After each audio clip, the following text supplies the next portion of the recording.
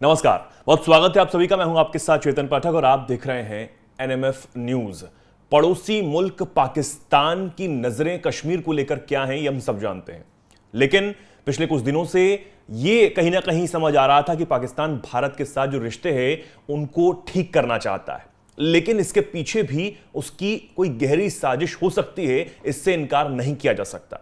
और अब देख लीजिए, समय बीतता जा रहा है और धीरे धीरे वहां से खबरें भी सामने आ रही हैं। दरअसल पाकिस्तान की कट्टरपंथी पार्टी है जमात इस्लामी, उसका प्रमुख नेता रहमान जो है उसने अब कश्मीर को लेकर जहर उगलने का काम किया है और कहीं ना कहीं यह कहा है पाकिस्तानियों से कि जिहाद से ही कश्मीर को आजाद कराया जा सकता है, यानी कि कश्मीर पर जो नजर है वो बहुत ज्यादा खराब है पाकिस्तान की, यह समझ आता है। जमात इस्लामी का जो नेता है हाफिज नईम उर रहमान, उसने लाहौर में एक जनसभा को संबोधित करते हुए, पाकिस्तानियों को संबोधित करते हुए उन्हें जिहाद के लिए उकसाया और कहा कि कश्मीर को विज्ञापन या नारेबाजी से आजाद नहीं कराया जा सकता, बल्कि सिर्फ और सिर्फ जिहाद के दम पर ही उसे आजाद कराया जा सकता है। इसी के साथ उसने जो प्रशासन है पाकिस्तान का, जो सरकार है, उसको भी खूब कोसा है और कहीं ना कहीं यह कहा है कि कश्मीर पर जो सेना है पाकिस्तान की और सरकार है वो अपना स्टैंड क्लियर करे।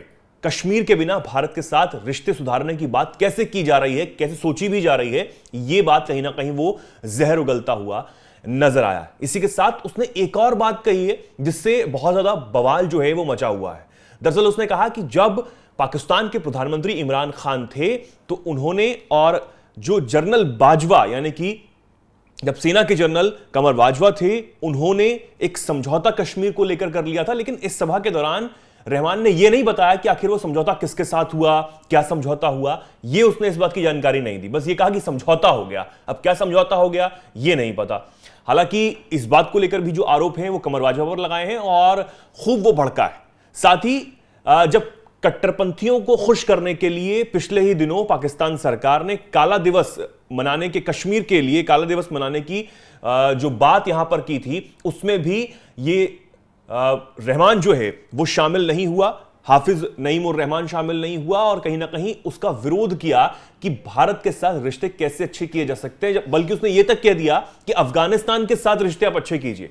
भारत के साथ रिश्ते अच्छे करने की बात कश्मीर के बिना कैसे सोची भी जा रही है। अब यह जहर उगलने का काम जो है एक बार फिर पाकिस्तान की तरफ से किया गया है और यह बताने की कोशिश की गई है कि भारत के साथ रिश्ते अच्छे नहीं किए जा सकते। अब भारत को तो पाकिस्तान की जरूरत है नहीं, पाकिस्तान को इन दिनों भारत की जरूरत पड़ रही है।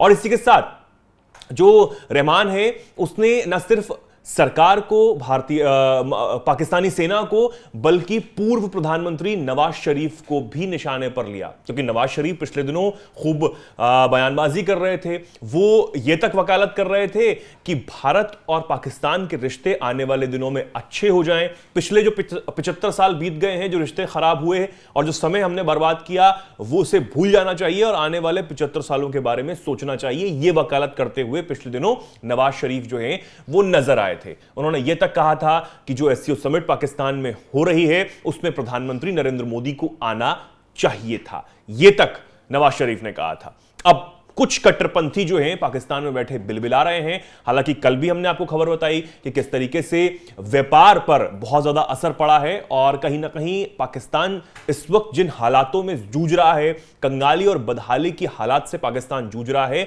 उससे भी इन कट्टरपंथियों को कोई फर्क नहीं पड़ता।